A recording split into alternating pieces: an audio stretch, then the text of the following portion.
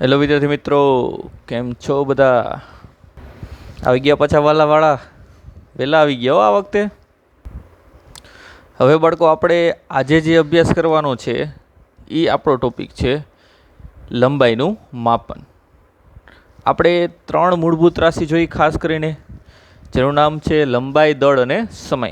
એમાં સૌપ્રથમ પહેલી રાશિની વાત કરીશું આપણે, લંબાઈ.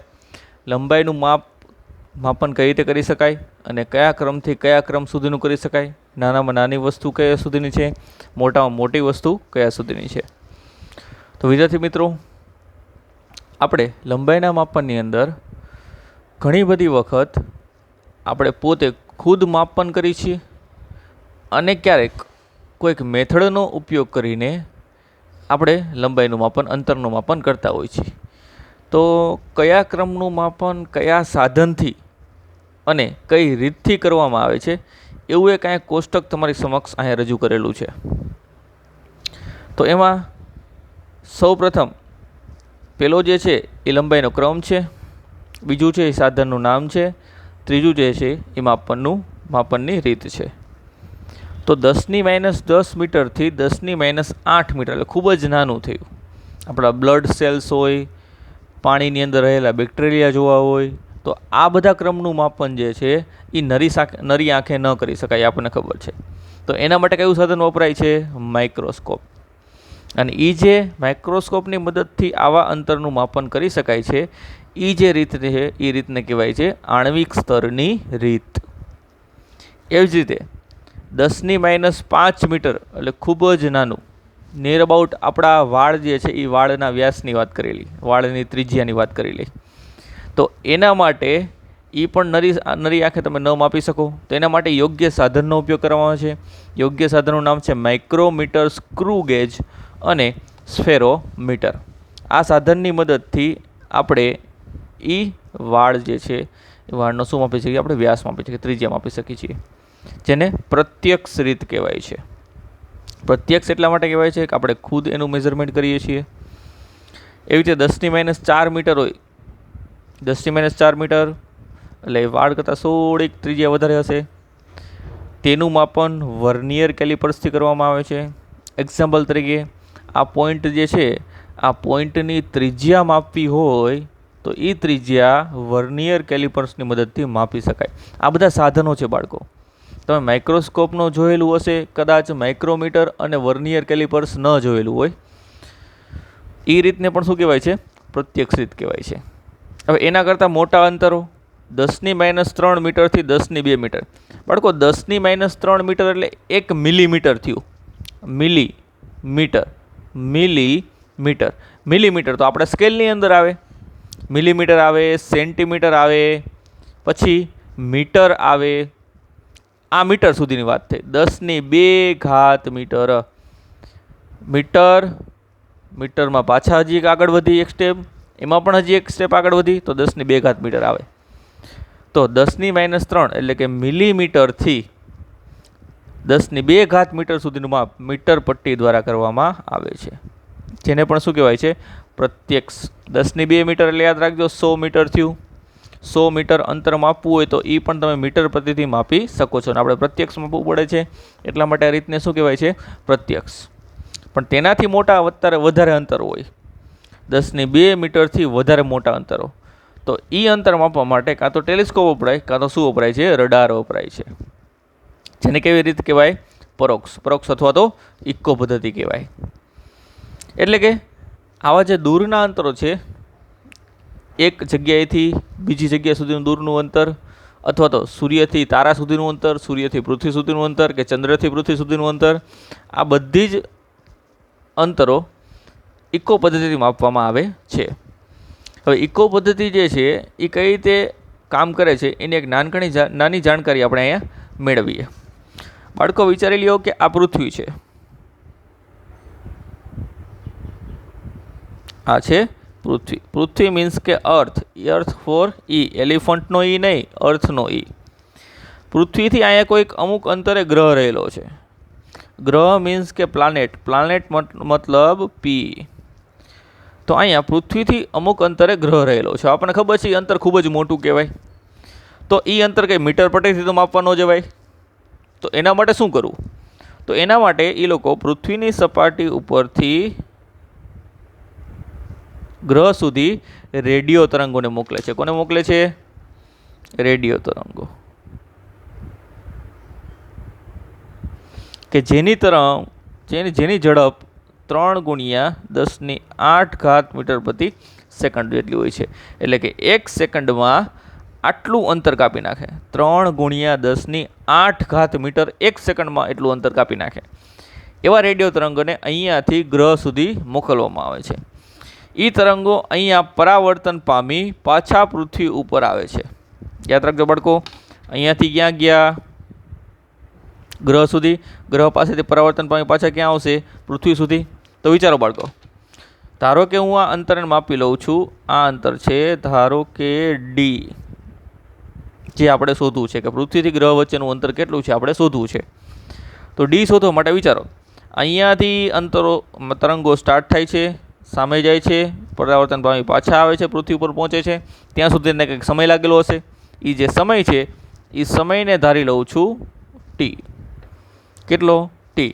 અને અંતર કેટલું કાપ્યું કહેવાય એને? પૃથ્વી ઉપરથી નીકળ્યા ડી, પાછા આવ્યા પાછું ડી, એટલે અંતર કેટલું માપ્યું કહેવાય?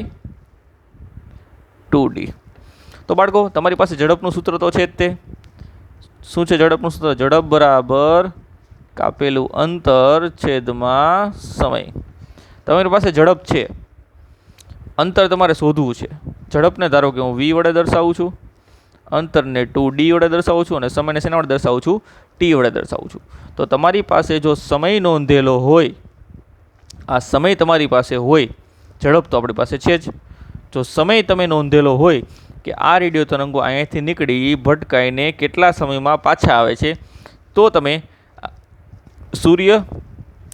પૃથ્વીથી ગ્રહ સુધીનું અંતર શું કરો? તમે શોધી શકો. તો આ જે પદ્ધતિ છે, આ પદ્ધતિને ઇકો પદ્ધતિ કહેવાય છે. આ વસ્તુ માત્ર જાણકારી માટે છે બાળકો, આનો કોઈ ડિટેલમાં તમારે ખ્યાલ મેળવવાનો રહેતો નથી. તો ચલો વિદ્યાર્થી મિત્રો, એ સિવાયની પદ્ધતિ એટલે કે ઇકો પદ્ધતિ સિવાય દૂરના અંતરોનું મેઝરમેન્ટ એટલે કે માપન એ એક બીજી રીતથી પણ કરવામાં આવે છે. એ રીતને કહેવાય છે દ્રષ્ટિ સ્થાનભેદની રીત. શું કહેવાય છે? દ્રષ્ટિ સ્થાનભેદની રીત. હવે શું છે દ્રષ્ટિ સ્થાનભેદની રીત કે જે મોટા અંતરના માપન માટે વપરાય છે? તો એક્ઝામ્પલ આપું છું, એક વ્યવસ્થિત સમજો બાળકો. તમારી પાસે આ એક પેન છે, ક્લિયર? આ પેનને અત્યારે તમે બંને આંખો ખુલ્લી રાખીને જોવો છો. હવે આ પેનને તમારે ડગાવવાનું નથી, આમને આમ પકડી રાખવાની છે. વારાફરતી એક એક આંખ બંધ કરવાની છે. પહેલાં ડાબી આંખ બંધ કરો તો એ જ પેન જમણી બાજુ ખસશે, ડાબી બાજુ ખસશે, અને જમણી આંખ બંધ કરો તો જમણી બાજુ ખસશે. એટલે એક જ સ્થાને રહેલી પેન એ તમને આમ આમ આમ આમ ખસેલી દેખાશે. સ્થાન એક જ છે પણ તમને દેખાય છે કેવી? ઘડીક આ બાજુ ઘડીક આ બાજુ, જ્યારે આંખ એક વારાફરતી બંધ કરવામાં આવે છે. તો આ જે મેથડ છે, આ મેથડને કહેવાય છે દ્રષ્ટિ સ્થાનભેદની રીત. તો એ રીતનો ઉપયોગ કરીને આપણે અહીંયા વાત કરવાની છે મોટા અંતરોના માપન માટેની. એમાં 2 પ્રકાર પાડેલા છે નાનકડા એવા. શું છે પ્રકાર? પૃથ્વીથી કોઈ ગ્રહ સુધીનું અંતર માપવું છે. તો પહેલો પ્રકાર એવો છે, પહેલો ટાઈપ, કે પૃથ્વીથી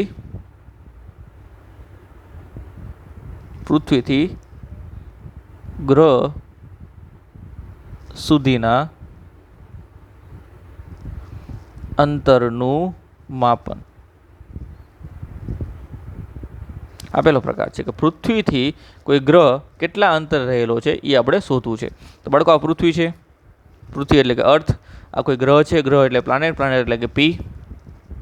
તો પૃથ્વીથી ગ્રહ સુધીનું અંતર એટલે કે ડી કેટલું, કેપિટલ ડી કેટલું હોય આપણે શોધવું છે. એના માટે હું શું કરું છું? ધ્યાનથી એક વાત જોજો. અહીંયા પૃથ્વીનો કોઈ વ્યાસ લીધો અને વ્યાસ પરના 2 અંતિમ બિંદુઓ, બિંદુ એ અને બી.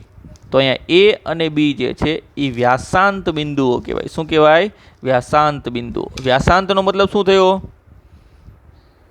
વ્યાસાંત એટલે કે એ અને બી એ કેવા બિંદુઓ કહેવાય? વ્યાસાંત બિંદુઓ કહેવાય. વ્યાસાંત બિંદુઓ એટલે કે વ્યાસના અંતના બિંદુઓ. તો પૃથ્વીના વ્યાસાંત બિંદુઓ એ અને બી લીધા.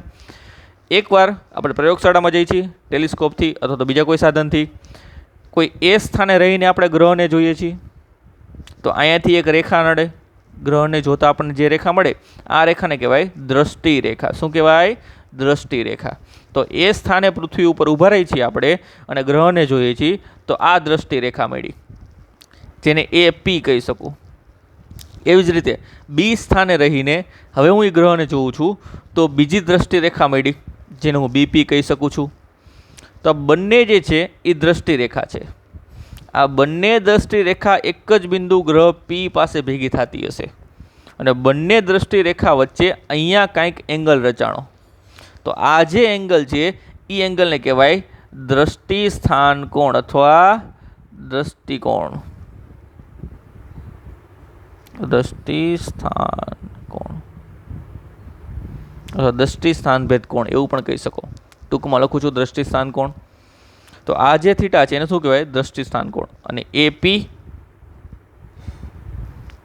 અને બીપી છે એને શું કહેવાય છે? દ્રષ્ટિ રેખા. તો બે દ્રષ્ટિ રેખા વચ્ચે રચાતો ખૂણો એને શું કહેવાય છે? દ્રષ્ટિ સ્થાન કોણ. તો વિદ્યાર્થી મિત્રો જુઓ, અહીંયા એક નાનકડું સૂત્ર વાપરવાનું છે.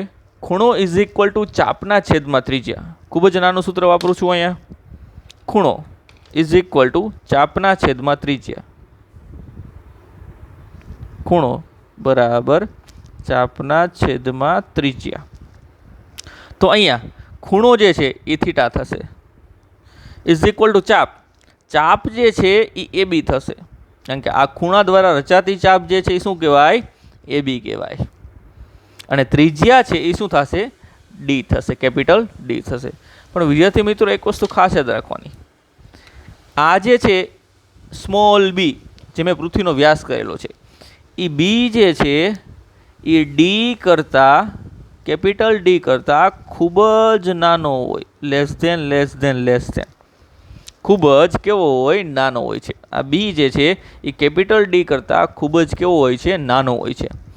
આ દર્શાવવા માટે છે તમને મોટું લાગે, આ બી ખૂબ જ નાનો હોય અને ડી અંતર છે એ ખૂબ જ વધારે હશે. તો જ્યારે આવું હોય ત્યારે ચાપ એ બી બરાબર વ્યાસ એ બી લઈ શકો તમે. આ ચાપ એ બી કહેવાય અને આ વ્યાસ એ બી કહેવાય. તો જ્યારે આવું હોય ત્યારે ચાપ એ બી બરાબર તમે શું લેખશો? લગભગ વ્યાસ એ બી. તો અહીંયા ચાપ એની જગ્યાએ આપણે લેશું વ્યાસ એ બી, અને વ્યાસ એ બીની લંબાઈ છે કેપિટલ બી. શું છે? Capital B. અને ત્રિજ્યા શું છે બાળકો? ત્રિજ્યા થશે કેપિટલ ડી. તો આમાં તમારે શું શોધવું હતું? કે પૃથ્વીથી ગ્રહ સુધીના અંતરનું માપન. તો પૃથ્વીથી ગ્રહ સુધીનું અંતર એટલે કેપિટલ ડી શોધવું છે. તો આમાં ડી જે છે એને તમે કરતા બનાવો તો જવાબ આવશે બી બાય થીટા. આ રીતે તમે કોઈ પણ પૃથ્વી પરના બિંદુથી ગ્રહ સુધીનું અંતર માપી શકો છો. તો એક નાનકડી એવી રીત છે, એક જ સૂત્ર વાપરવાનું છે, ખૂણો ઇઝ ઇક્વલ ટુ ચાપના છેદમાં ત્રિજ્યા. બીજી રીત એમાં શું છે જોઈએ. અહીંયા મિત્રો પૃથ્વી પરનું એક જ બિંદુ લેવાનું છે અને સામેના ગ્રહ પરના બે બિંદુ લેવાના છે. આના કરતાં ઊંધું, પૃથ્વી ઉપર બે બિંદુ હતા એની જગ્યાએ એક જ બિંદુ, એટલે પૃથ્વીના કોઈ એક જ સ્થળેથી અવલોકન કરવાનું છે. એક જ સ્થળેથી ગ્રહના આ બાજુના બિંદુનું અવલોકન કરવાનું છે અને ગ્રહના આ બાજુના બિંદુનું અવલોકન કરવાનું છે. તો આ ગ્રહ છે, ગ્રહનો વ્યાસ જે છે ડી છે અને એ બી જે છે એને વ્યાસાંત બિંદુઓ કહેવાય, જે આપણે આગળ વાત કરી એ પ્રમાણે. અને કેપિટલ ડી છે એ ગ્રહથી પૃથ્વી સુધીનું શું છે? અંતર છે. અને અહીંયા રચાતો ખૂણો એને શું કહેવાય? દ્રષ્ટિ સ્થાન ભેદ કોણ. શું કહેવાય? દ્રષ્ટિ સ્થાન ભેદ કોણ. અહીંયા દ્રષ્ટિ સ્થાન કોણ લખેલું છે, અથવા તો આને કહી શકું છું દ્રષ્ટિ સ્થાનભેદ કોણ. તો બાળકો અહીંયા આપણે શું શોધવાનું છે? અહીંયા તમારે શોધવાનું છે કે આ ગ્રહ છે એ ગ્રહની ત્રિજ્યા કેટલી છે, ગ્રહનો વ્યાસ કેટલો છે, ગ્રહનું ક્ષેત્રફળ કેટલું છે.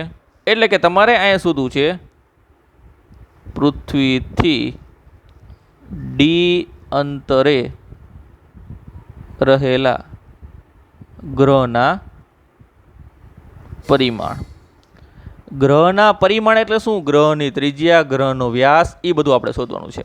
એને ગ્રહના પરિમાણ કહેવાય. એટલે આપણે અત્યારે એમનામ વાત કરી, આપણે સ્મોલ ડી શોધવું છે. અહીંયા સ્મોલ ડી એટલે શું કહેવાય? ગ્રહનો વ્યાસ થયો. તો એ શોધવા માટે તમારી પાસે ખૂણો તો છે જ તે. તો નાનકડું એવું સૂત્ર પાછું આપણે લગાવશું, જે લગાવેલું હતું એ જ, કે ભાઈ ખૂણો બરાબર ચાપના છેદમાં ત્રિજ્યા. ખૂણો એટલે સ્મોલ થીટા. ચાપ જે છે એ તમને કીધું એ પ્રમાણે ખરેખર ચાપ એ બી આ કહેવાય, પણ આપણે વ્યાસ એ બી લેશું. કેમ વ્યાસ એ બી લેશું? જેનું અંતર ડી લખેલું છે, તો કાંઈ કીધું છે કે આ જે છે અંતર એ આની સાપેક્ષે ખૂબ જ કેવું હોય છે? નાનું હોય છે. છેદમાં ત્રિજ્યા, ત્રિજ્યા એટલે કેપિટલ ડી. હવે તમારે શોધવાનું શું છે? ગ્રહનો વ્યાસ. તો અહીંયા હું સ્મોલ ડીને કરતાં બનાવું તો આની સાથે ગુણાય થીટા ઇન્ટુ કેપિટલ ડી. તો બાળકો આ જે વસ્તુ મળી એ થયો ગ્રહનો વ્યાસ. હવે આગળ જતાં કદાચ તમને એવું પણ કીધું હોય ગ્રહનો કોણીય વ્યાસ.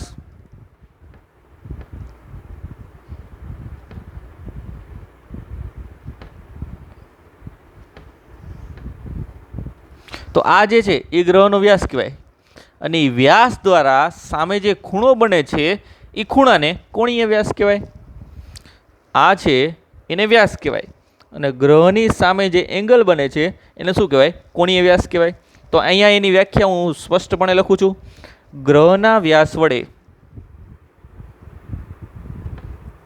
ગ્રહના વ્યાસ વડે પૃથ્વી પરના કોઈ અવલોકન સ્થળે રચાતા કોણ એટલે કે ખૂણો, કોણને ગ્રહનો કોણીય વ્યાસ કહે છે. તો રકમમાં તમને ક્યારેક તમને એવું પણ કીધું હોય કે ગ્રહનો કોણીય વ્યાસ આટલો છે. તો ગ્રહનો કોણીય વ્યાસ એનો મતલબ શું થયો? ગ્રહના વ્યાસ દ્વારા સામેની અવલોકન સ્થળે રચાતો ખૂણો એટલે કે થીટા, એટલે કે દ્રષ્ટિ સ્થાનભેદ કોણ. તો ગ્રહનો કોણીય વ્યાસ એટલે કોઈ નથી, ખૂણો જ છે. કયો ખૂણો? દ્રષ્ટિ સ્થાનભેદ કોણ. તો આ બાળકો થિયરી કે આ રીતની મદદથી સામાન્ય માત્ર એક જ સૂત્રથી ખૂણો ઇઝ ઇક્વલ ટુ ચાપના છેદમાં ત્રિજ્યાની મદદથી તમે આનું માપન કરી શકો છો. પણ બાળકો એક વસ્તુ ખાસ યાદ રાખવાની, અહીંયા જે ખૂણો લેવામાં આવે છે એ ખૂણો હંમેશા રેડિયનમાં લેવાનો છે. તો અહીં એક નોંધ લખી દઉં છું બાળકો, નોંધ. થીટા એ હંમેશા શેમાં લેવો? રેડિયનમાં લેવો. ડિગ્રીમાં એલાઉ નથી, માત્ર કારણ કે રેડિયન છે એનો શું જ કહેવાય? એસઆઈ એકમ કહેવાય. ખૂણાનો એસઆઈ એકમ કયો છે? રેડિયન. અને આપણે સમગ્ર ચેપ્ટરમાં, સમગ્ર ફિઝિક્સની અંદર મોટા ભાગે એસઆઈ એકમોની જ ચર્ચા કરવાની છે.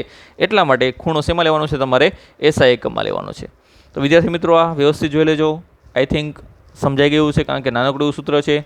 ખૂણો ઇઝ ઇક્વલ ટુ ચાપના છેદમાં ત્રિજ્યા, અને આને અનુલક્ષીને દાખલા પણ આપણે કેલ્ક્યુલેટ કરવાના છે.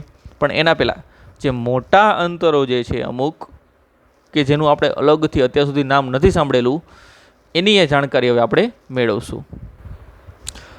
ચલો વિદ્યાર્થી મિત્રો, તો હવે જાણકારી મેળવશું આપણે અમુક મોટા અંતરો છે એનું નામ શું, કઈ રીતે અપાય છે અને એનું મૂલ્ય શું છે મીટરમાં, એની જાણકારી મેળવશું. અહીંયા ટૂંકમાં લખેલું છે AU, LY અને PC.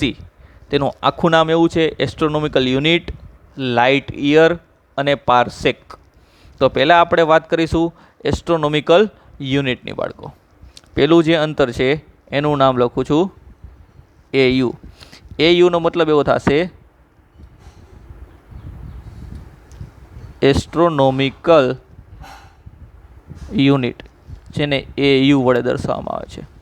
તો શું છે એસ્ટ્રોનોમિકલ યુનિટ, એની જાણકારી મેળવીએ. વ્યાખ્યા સ્વરૂપે એક જ વસ્તુ યાદ રાખવાની બાળકો. વ્યાખ્યા સ્વરૂપે તમારે એસ્ટ્રોનોમિકલ યુનિટ એટલે શું થયું? તો કે સૂર્ય અને પૃથ્વી વચ્ચેનું અંતર. તો નાનકડી વ્યાખ્યા લખું છું, સૂર્ય અને પૃથ્વી વચ્ચેના અંતરને એસ્ટ્રોનોમિકલ યુનિટ કહે છે. બાકીની લાઈન તમને પૂરી કરતા આવડે છે આઈ થિંક. તો આ થયું એસ્ટ્રોનોમિકલ યુનિટ અને તેનું મૂલ્ય છે એ ખાસ યાદ રાખવાનું. એક એસ્ટ્રોનોમિકલ યુનિટ બરાબર 1.496 ગુણ્યા 10^11 મીટર. આ સૂર્ય અને પૃથ્વી વચ્ચેનું અંતર છે 1.496 ગુણ્યા 10^11 મીટર. આ એસ્ટ્રોનોમિકલનું મીટરમાં કન્વર્ઝેશન છે એટલે આનું મૂલ્ય ખાસ યાદ રાખવાનું રહેશે તમારે બાળકો. એવી જ રીતે બીજી વસ્તુ જેને કહેવાય છે લાઇટ યર. લાઇટ યરનું ગુજરાતીમાં થાય છે પ્રકાશ વર્ષ. પ્રકાશ વર્ષ એટલે કે લાઇટ યર, જેને સંજ્ઞા તરીકે LY દર્શાવવામાં આવે છે. ચલો, લાઇટ યર એટલે શું થયું? તો લાઇટ યરની પણ એ વ્યાખ્યા છે. પ્રકાશ જે છે એને શૂન્ય અવકાશમાં એક વર્ષમાં કાપેલા અંતરને એક પ્રકાશ વર્ષ કહે છે. તો એની પણ વ્યાખ્યા લખું છું. પ્રકાશે શૂન્ય અવકાશમાં એક વર્ષમાં કાપેલ અંતરને એક પ્રકાશ વર્ષ કહે છે. તો આ વ્યાખ્યા બધી યાદ રાખવાની છે. પ્રકાશે શૂન્ય અવકાશમાં કાપેલા અંતરને શું કહે છે? એક પ્રકાશ વર્ષ કહે છે. આ અંતર તમે મેળવી શકો છો બાળકો, તમારે મેળવવું હોય તો. કઈ રીતે મેળવો છો? તો તમારી પાસે નાનકડું એવું સૂત્ર ઝડપનું તો છે જ તે, કે ઝડપ બરાબર અંતરના છેદમાં સમય. એટલે કે આવી રીતે લખ્યું, ઝડપ એટલે v, અંતર એટલે d અને સમય એટલે કે t. v એટલે ઝડપ, અંતર એટલે d અને સમય એટલે કે t. તમારે શોધવું શું છે? d. તો d ને કરતા બનાવો વિદ્યાર્થી મિત્રો. તો d બરાબર થશે vt. v into t. હવે બધી કિંમત મૂકું છું અહીંયા. ચલો કિંમત મૂકું. d શોધવું છે, v અને t ની કિંમત મૂકું છું. તો બાળકો શૂન્ય અવકાશમાં પ્રકાશનો વેગ યાદ રાખજો, 3 × 10⁸ મીટર પ્રતિ સેકન્ડ. આ v ની કિંમત મૂકેલી છે. શૂન્ય અવકાશમાં પ્રકાશનો વેગ અહીં લખી દઉં છું નોંધ કરીને.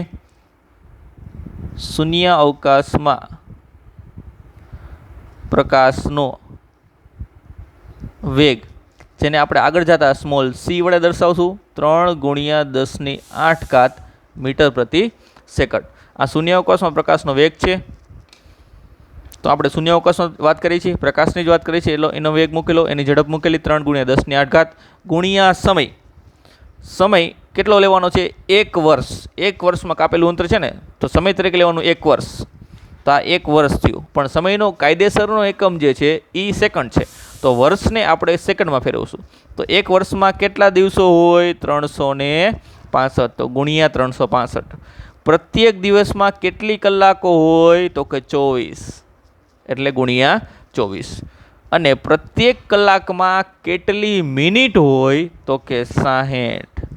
અને પ્રત્યેક મિનિટમાં કેટલી સેકન્ડ હોય? તો કે 60. તો આ એક વર્ષ થયું. 1 વર્ષ એને દિવસમાં ફેરવ્યું, દિવસમાંથી કલાકમાં, કલાકમાંથી મિનિટમાં અને મિનિટમાંથી શેમાં ફેરવું? સેકન્ડમાં ફેરવું. તો આ સમગ્ર કેલ્ક્યુલેશન કરશો બાળકો, ત્યારે તમને આનો જવાબ મળશે 9.46 ગુણ્યા 10⁻15 મીટર. કેટલો મળશે? 9.46 ગુણ્યા 10⁻15 મીટર. આ થયું તેને કાપેલું અંતર d, જેને કહેવાય છે 1 પ્રકાશ વર્ષ એટલે કે 1 લાઇટ યર. તો અહીંયા લખી દઉં છું એ બેનો સંબંધ. 1 LY એટલે કે પ્રકાશ વર્ષ અથવા તો લાઇટ યર બરાબર 9.46 ગુણ્યા 10⁻15 મીટર.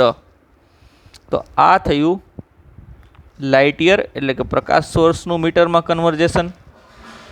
હવે વાત કરવી છે નંબર 3 છેલ્લાની, જેને નામ આપવામાં આવેલું છે પારસેક. શું કહેવાય છે બાળકો એને? પારસેક. જેને ટૂંકમાં PC વડે પણ શું થાય છે? દર્શાવાય છે. PC એટલે કે શું કહેવાય? પારસેક. હવે પારસેક શું છે એ પહેલાં આકૃતિ દ્વારા સમજીએ બાળકો.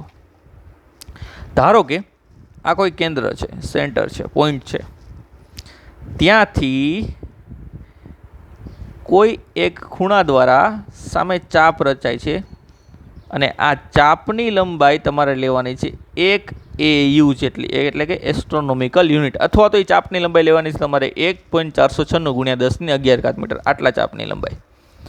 અને ત્યારે અહીંયા જો રચાતો ખૂણો 1 સેકન્ડ હોય. જો આ નિશાની નવી છે તમારા માટે, સેકન્ડ. આ પણ યાદ ન હોય તો લખી દઉં છું બાળકો.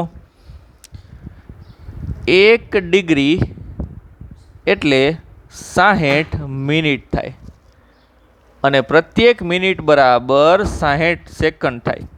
એટલે તમારે અહીંયા લખવાનું છે 1 મિનિટ બરાબર 60 ડિગ્રી અને એની સેકન્ડ જે થશે એ થશે 3600. આ ખૂણાનો જે એકમ છે, ખૂણાનું નાનામાં નાનું અંતર છે. આ જાણકારી પૂરતું યાદ રાખવાનું છે અને આગળ જતાં આનો ઉપયોગ પણ આપણે દાખલાની અંદર આવશે. તો ખૂણાનો નાનામાં નાનો એકમ જે છે એ સેકન્ડ છે. એક ખૂણાના એટલે કે 1 ડિગ્રીના તમે 3600 ભાગ નાના નાના કરી શકો અને પ્રત્યેક ભાગને સેકન્ડ કહેવાય. આને મિનિટ વંચાય અને ડિગ્રી વંચાય. Degree, minute, second. તો બાળકો, જો એક એસ્ટ્રોનોમિકલ યુનિટ દ્વારા સામે રચાતો ખૂણો 1 સેકન્ડ હોય તો એટલા અંતરને અથવા તો એ ત્રિજ્યાને શું કહેવાય? 1 પાર્સેક કહેવાય. શું કહેવાય? 1 પાર્સેક. પાર્સેક એટલે શું? PC. જેની વ્યાખ્યા હું લખી દઉં છું એટલે આઈડિયા આવે. 1 AU જેટલી લંબાઈની ચાપ વડે આંતરેલ 1 સેકન્ડ, અહીં લખી દઈએ છીએ આપણે સેકન્ડ એટલે ખબર પડે, 1 સેકન્ડ જેટલો કોણ આંતરાતો હોય એટલે કે બનતો હોય તે અંતરને 1 પાર્સેક કહે છે. શું કહેવાય છે? 1 પાર્સેક કહે છે. તો ચલો, આનું પણ માપન તમે કરી શકો છો. ધારો કે આ જે છે ચાપની લંબાઈ, એને હું L ધારી લઉં છું, આને ધારી લઉં છું L. આને કહી દઈએ છીએ આપણે R પાર્સેકને અને ખૂણાને કહી દઉં છું થીટા. તો અહીંયા એક નાનકડું એવું સૂત્ર બનાવો તો બાળકો, ચલો ફટાફટ. ખૂણો એટલે કે થીટા ઇઝ ઇક્વલ ટુ ચાપ એટલે કે L છેદમાં ત્રિજ્યા એટલે કે R. આમાં તમારે શોધવું શું છે? આ અંતર શોધવું છે R શોધવું છે. R એટલે કે આ ત્રિજ્યા શોધવી છે. તો એ ત્રિજ્યા શોધવા માટે R ને કરતા બનાવો તો R is equal to L by theta. ચલો એની કિંમત હું અહીંયા મૂકું છું આગળ. R બરાબર L. L એટલે કેટલું લેવાનું? 1 એસ્ટ્રોનોમિકલ યુનિટ, જેની લંબાઈમાં મીટરમાં કન્વર્ઝેશન શું છે? 1.496 ગુણ્યા 10^11 છેદમાં થીટા. થીટા કેટલો છે? 1 સેકન્ડ. કેટલો છે? 1 સેકન્ડ. 1 સેકન્ડને તમારે રેડિયનમાં ફેરવવાના છે મિત્રો. શેમાં ફેરવવાના છે? રેડિયનમાં. તો 1 સેકન્ડ બરાબર 1/3600 ડિગ્રી થાય. આ 3600ને નીચે લઈ આવો તો અહીંયા 1 વધે. આ 3600ને અહીંયા નીચે લઈ આવો તો કેટલા વધે? 1. તો 1 સેકન્ડ બરાબર ડિગ્રી કેટલા થયા? 1/3600. તો આને હું ડાયરેક્ટ શેમાં લખું છું? ડિગ્રીમાં. 1/3600 એટલે શેમાં ફરી ગયું? ડિગ્રીમાં. હવે આ એક તમારે લખવાનું રહેશે નહીં. 1/3600 1 સેકન્ડના બરાબર લખી છીએ આપણે, ગુણ્યા ડિગ્રીમાંથી રેડિયનમાં ફેરવવું હોય તો તમને પહેલાં શીખવાડ્યું કેટલા વડે ગુણવાનું? π/180. તો જ્યારે આના સિવાયની વાત કરીએ છીએ, આ બધા જની કેલ્ક્યુલેશન તમે કરશો ત્યારે અંતિમ જવાબ જે છે એ તમારો આવશે 3.08 ગુણ્યા 1016 મીટર. એટલે કે R એટલે કે આટલું અંતર એટલે કે પાર્સેક. તો આનો જવાબ મળ્યો બાળકો કે ભાઈ 1 પાર્સેક એટલે 1 પાર્સેક. પાર્સેક એટલે PC ઇઝ ઇક્વલ ટુ 3.08 ગુણ્યા 1016 મીટર થાય. આ પણ તમારે યાદ રાખવાનું છે કે 1 પાર્સેક એટલે કેટલા અંતર થયા? 3.08 ગુણ્યા 1016 મીટર. તો બાળકો, આ 3 એસ્ટ્રોનોમિકલ યુનિટ, લાઇટ યર અને પાર્સેક, આ પ્રત્યેક વસ્તુ ખાસ કરીને પાર્સેક અને પ્રકાશ વર્ષ આ બંને વસ્તુ પ્રત્યેક 2 માર્કમાં પૂછી શકે અલગથી, તો તમારે આવું કેલ્ક્યુલેશન કરવાનું રહેશે. અને ડાયરેક્ટ બાકી સૂત્રની અંદર દાખલાની અંદર તમારે આ ત્રણેય અંતરો પણ સાથે યાદ રાખવાના છે. તો વિદ્યાર્થી મિત્રો આ વ્યવસ્થિત વાંચજો.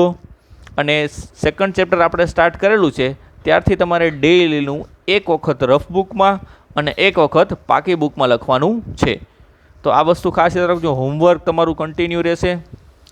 હવે છેક સુધી ફિઝિક્સ ચાલશે ત્યાં સુધી હોમવર્ક એના જ કન્ટિન્યુ રહેશે. અને બને ત્યાં સુધી અત્યારથી ધીમે ધીમે ડેઈલી કરતા જાજો, જેથી પાછળથી તમને બર્ડન આવે નહીં.